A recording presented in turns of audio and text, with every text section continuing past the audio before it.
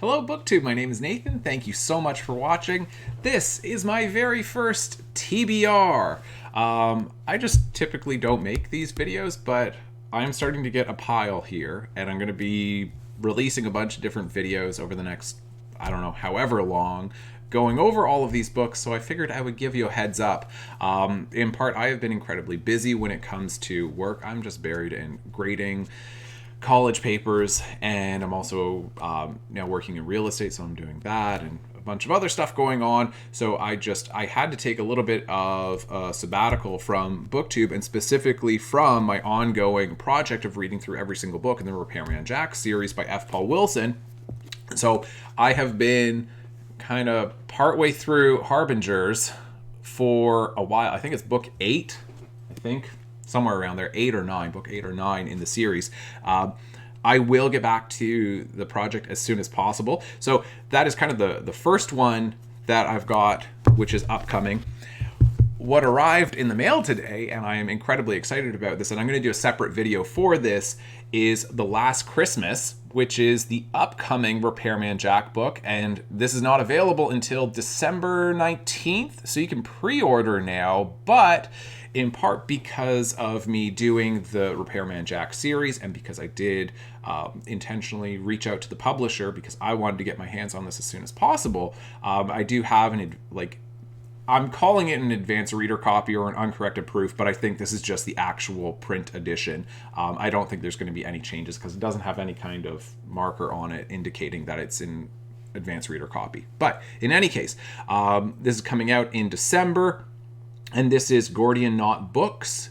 So it's not Tor. Tor chose not to continue working with F. Paul Wilson to continue publishing Repairman Jack books, which is interesting, right? And I know that Dr. Wilson has had a couple interesting comments about that, of why he thinks that is. But in any case, it is really good to see that we've got another Repairman Jack book, and also that it really does look, it fits just like the others in the series. And I have not really gotten into it at all yet, but I've taken a quick look inside just to look at formatting, and it is exactly what you would, it matches the formatting with the rest of the books, right? With the day of the week, and then numbered chapters throughout, and then the next day in the week. So that's great.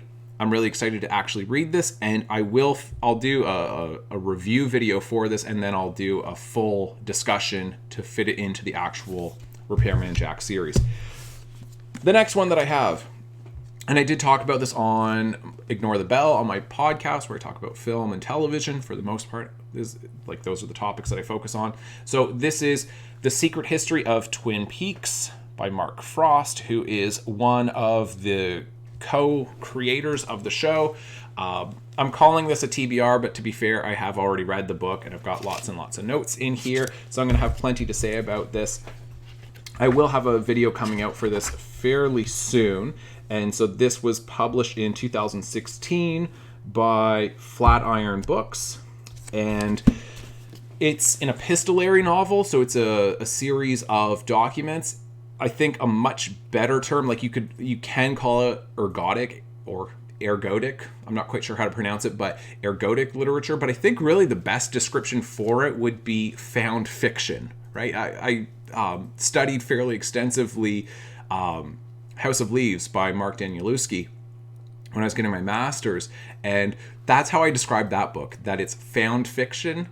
Just like there's like found footage and horror, it's essentially, we found this. It's a whole series of documents compiled by this, interesting person, whether it's a crazy person or some obsessed person. And so as you go through it, you're trying to piece it together yourself, and you get various narrators who are all kind of interacting through footnotes and interstitial comments. So that's going to be coming up pretty soon. And then that was published just before Twin Peaks Season 3, or The Return. So I have not watched that yet, but once I watch that, then I will get into the next one published by Mark Frost, which is called The Final Dossier, Twin Peaks, The Final Dossier.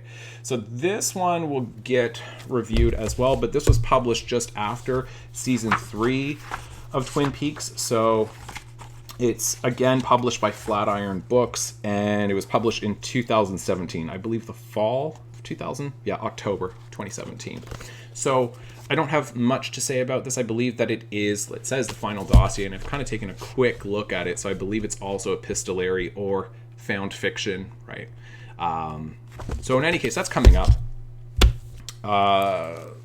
Elevation by Stephen King. Picked this up from the library, and again, this is one that I actually have already finished. I already recorded my video for this, so I'm not sure when I'm going to release that video, but at some point then I will release it. I might have to re-record, to be honest, because I got a little heated because I didn't like this one so much, and I've got plenty to say about it.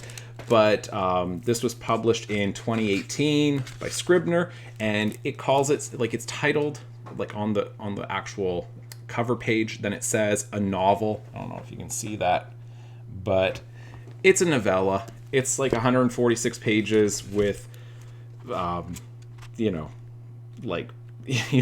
there's not much to it, right? In terms of both length and themes and character, there's not a lot of depth here, and sadly, I think that Stephen King thinks that there's more depth than there really is. So I don't have great things to say about this, but this is on the TBR. Okay. The next one, looks like my camera's going out of focus. Sorry about that. All right. The Walking Dead Compendium 4. So, and if you're not familiar with the compendiums, they are hefty. There is a lot. There's a lot to this, and they're really heavy in part because, like, obviously because you're dealing with pretty heavy card stock here, or paper stock, because it is a series of comic books. So this is comprising issues, let's see, issues 145 to 193, right? So almost 48 different Walking Dead comics. In case you have not noticed before, I do have the first 3 compendiums, and I have not read much. I had read maybe up until like issue 150 or something like that when I was getting my master's, because if you are new to my channel, then I did write my master's research project, which really ended up being the length of a thesis. I wrote it on the Walking Dead comics, and I do plan on talking more about that on the channel. I am considering even reading my master's thesis on it, or master's research project on the Walking Dead, and I might release that in like maybe 3 different videos or something like that. But I have not been able to keep up with the series for various reasons. I mean, more than anything else, due to cost. If I just was purchasing every single thing that I wanted to read, I would have even less money than I have right now. So I was really excited when the 4th compendium came out. So it came out last month, I think in October, and I don't know, a third of the way through it. And so I'll be finished this fairly soon. It's great.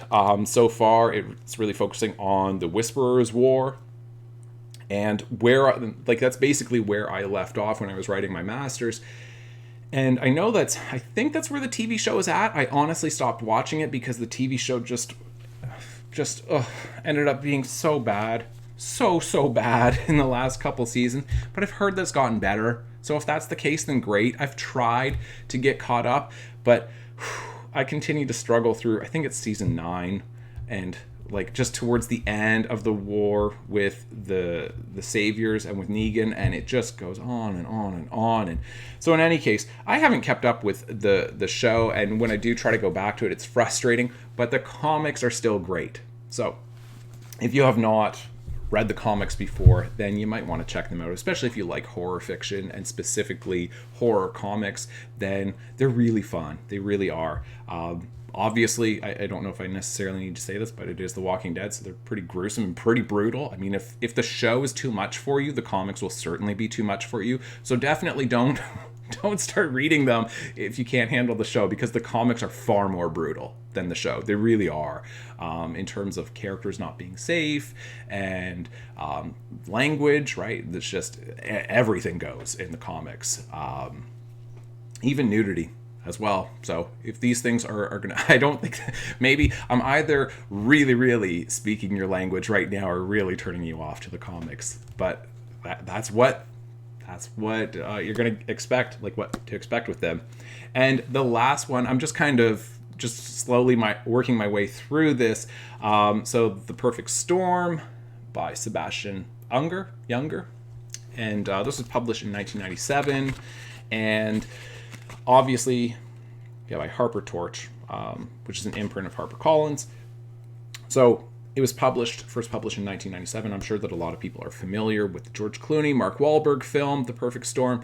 And I really like nonfiction, adventure fiction, right? Survival stories. I really, really enjoy reading that. But I found I used to read a lot more of it when I was younger, like kind of middle school to the end of high school. Then I read a fair bit of it, and then for whatever reason I just stopped pursuing it. I think as I got more and more into fiction and taking all of my literature classes in undergrad, then I don't know, I stopped reading a lot of nonfiction, and especially these survival stories that I enjoyed when I was younger. So if you've got some good recommendations for survival stories, then please let me know, especially if they're nonfiction, because I don't know, I haven't read a lot of fiction that are survival stories, because I really like the nonfiction ones, knowing that this is a true story and this is essentially what happened.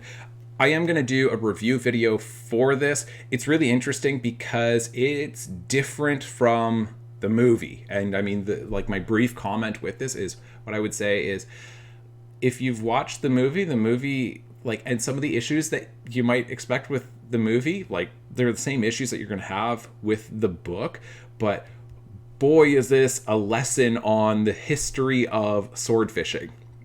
It really is. And it's kind of, whether you're into that or not, Sebastian Younger learned all kinds of stuff about fishing and, deep sea fishing off of the Atlantic coast, just kind of towards George's Bank, which is kind of southeast of Newfoundland. If you're interested in that, he will give you a whole history lesson in this book, because he talks about that probably more than he talks about the actual men on the Andrea Gale. So you don't really get that in the movie, right? You don't get this whole history of sword fishing from, Boston Harbor. And so in any case, that's what you get with The Perfect Storm. So this is all coming up on my channel. And like I say, up next is, because I have made my commitment to doing the project, it will be Repairman Jack, and I will continue with Harbingers. And then, like I say, this one's exciting, that I've got The Last Christmas. All right. Thanks so much for watching, folks. I'll see you next time. Bye.